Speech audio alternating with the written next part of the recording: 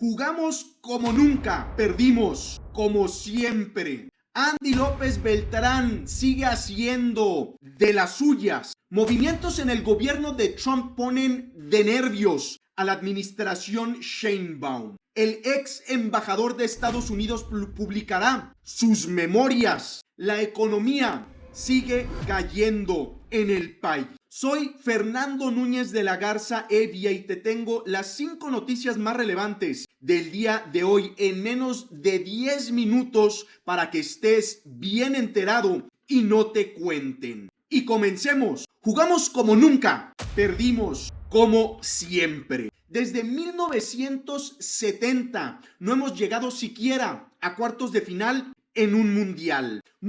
Ni siquiera en muchos mundiales hemos clasificado. 1934, 1974, 1982. Hemos jugado en 13 copas del mundo y solo 2 veces hemos llegado a cuartos de final. México 1970 y México 1986. Eso sí, el Estadio Azteca ha sido la única sede de 2 finales mundialistas. Pelé ganó su tercer mundial en 1970 en el Estadio Azteca y Maradona hizo esa enorme trampa con el famoso gol de la mano de Dios, aunque también vimos de parte de Maradona el llamado gol del siglo. En esta copa, donde México fue sede mundialista, pues no pasamos a cuartos de final, como casi siempre ha sucedido. Ahora en México, por primera vez, nos quedamos en octavos. Es decir, hicimos historia, pero de la mala. Por cierto, ¿se acuerdan de la corrupción, de la opacidad en esta sede mundialista? Déjenme platicarles o recordarles, el fondo que administra el dinero de las obras para el mundial no es público. En los últimos 2 años no se ha publicado nada. Y este es dinero de nuestros impuestos, porque ahora resulta que hicieron fideicomisos privados precisamente para que no se fiscalicen. Los maneja BBVA y HSBC y no la Secretaría de Finanzas de la Ciudad de México, como debería de ser. Hablamos de miles de millones de pesos que no se reporta, por cierto, como deuda pública. Mientras tanto, la economía del país se va a pique y la deuda sigue aumentando. Por lo pronto, quien debe estar muy preocupada es la presidenta Sheinbaum y también la jefa de gobierno de la Ciudad de México, Clara Brugada, porque la copa que servía para tapar los muchos problemas por los que atraviesa el país, pues esa cortina de humo ya no la tiene. Andy López Beltrán sigue haciendo de las suyas. El hijo del expresidente López Obrador es conocido por su gusto por el dinero, por hacer negocios en la oscuridad del poder y por poner a sus amigos en puestos clave del gobierno donde se maneja mucho dinero. Uno de esos amigos es Carlos Torres, quien ahora es director general de 2 bancos del gobierno, Nacional Financiera, Nafin, y Banco Nacional de Comercio Exterior, Bancomex. Va a manejar activos por 700,000 millones de pesos. Es amigo de la adolescencia de Andy. Fue el encargado, por cierto, de la coordinación general de programas del bienestar después de la corrupción de su anterior titular, Gabriel García. En ese entonces, Carlos Torres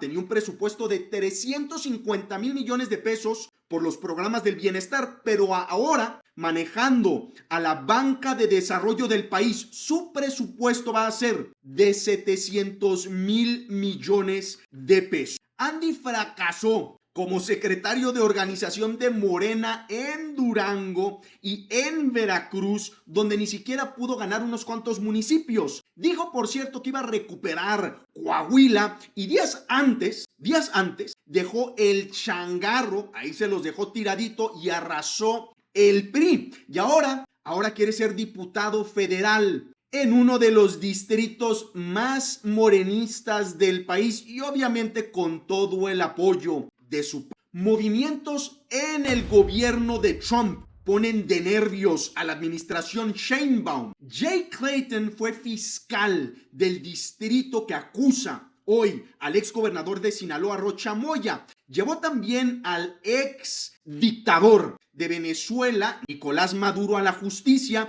pues ahora él va a ser el nuevo titular, escuchen, de la Dirección Nacional de Inteligencia. Pero por otra parte, James McDonald trabajó en la Suprema Corte con el ministro John Roberts, fue asesor jurídico en la Casa Blanca con Bush hijo y formó parte del equipo legal de Trump. Pues ahora él va a ser el fiscal de ese mismo distrito que acusa al gobernador con licencia de Sinaloa, Rocha Moya. Y en todo este contexto cito a la presidenta Sheinbaum. No es Estados Unidos quien los acusa, sino una oficina del Departamento de Justicia, cierro cita. Pues no es una oficina. Es la Fiscalía del Distrito Sur de Nueva York, que es la fiscalía más importante de las 93 fiscalías federales que hay en todo el territorio de Estados Unidos. Dice que no es el presidente de Estados Unidos, pero sí lo es. Y apuestan a que vienen nuevas imputaciones públicas, no políticas, porque son imputaciones serias contra, ahí sí, políticos mexicanos y muy especialmente contra aquellos que están en el oficialismo. El ex embajador de Estados Unidos va a publicar sus memorias. Ken Salazar fue embajador de México de 2021 a 2025, fue nombrado por el expresidente Biden, demócrata, y sin embargo fue también muy criticado por sectores en Washington porque lo consideraban demasiado cercano al gobierno López Obradorista. Le dio al periódico Reforma la primicia de su libro que va a ser publicado en septiembre de este año. También Ken Salazar fue un empresario y confidente cercano a López Obrador. Dice que el expresidente le confesó a finales de agosto de 2024 que estaba muy preocupado por el arresto del Mayo Zambada. Comenta el ex embajador estadounidense que la captura del Mayo fue una acción de Joaquín Guzmán López y que sorprendió a funcionarios estadounidenses. Sin embargo, periodistas como Raimundo Riva Palacio afirman que fue un comando estadounidense quien capturó al capo sinaloense. No queda claro finalmente ¿cómo fue que acabó el Mayo en Estados Unidos? De plano el hijo del Chapo Guzmán lo sorprendió, lo subió a un avión y se lo llevó a Estados Unidos así de fácil a uno de los mafiosos más poderosos del mundo. Yo tengo mis serias dudas. El libro de Ken Salazar se va a titular Las fronteras, mi lucha por un Estados Unidos incluyente. Comenta que López Obrador dejó de hablarle así de plano después de sus críticas a la reforma judicial, la cual afirma le abrió las puertas a los cárteles, y después de sus críticas a su política de abrazos no balazos que solo causó mayor empoderamiento por parte del crimen organizado.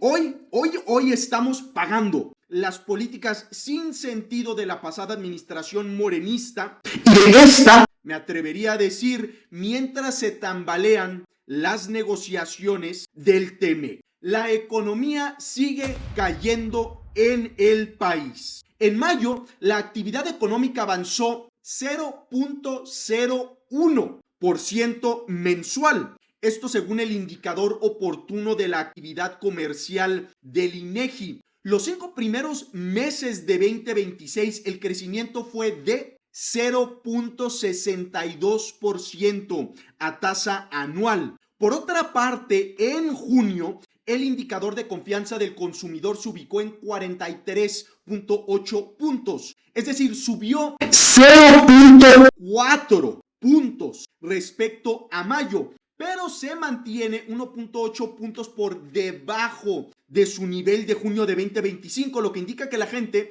llanamente no está gastando. Y el gasto es muy importante porque es un motor dentro de lo que queda de la economía del país. Ahora, una buena noticia económica es que la inflación volvió a desacelerarse, se ubicó en 3.55% anual en la primera quincena de junio y se mantiene dentro del rango del Banco de México, que es de entre 2 y 4%. El problema es que la inflación subyacente, que excluye el precio de los energéticos y de ciertos alimentos, sigue elevada en 4.12%. Los datos económicos no son buenos. Sí, tenemos inflación relativamente controlada, pero consumidores mexicanos que bajan su gasto y una economía que no crece. Soy Fernando Núñez de la Garza Evia. Estas fueron las 5 noticias más importantes del día de hoy.